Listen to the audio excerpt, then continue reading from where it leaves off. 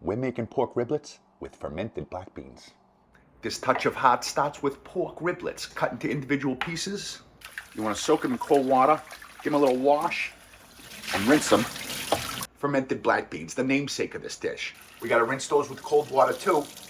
And the mandarin orange peel, we're going to hydrate that in hot water at the same time. Those got to sit in a little salt, soy sauce, oyster sauce, ginger and garlic, and those fermented black beans. Add them. Dice up that mandarin peel real fine, and add that, a little Shaoxing cooking wine, and give that a good mix.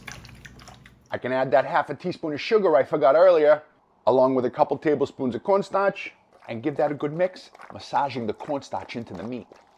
Into a ceramic bowl, you want a single layer like that. You don't want them all stacked up on one another.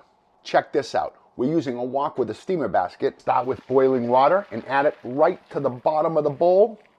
Add your bowl of ribs, a lid, and let those steam. 40 minutes later, we're done. It's a fun little dish.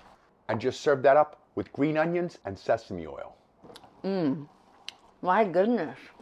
Oh, they're good. The garlic, the black bean, and the mandarin, those steam fast. Clean off the bone. They are surprisingly tender, and they're cute. That's dim sum. They're really good.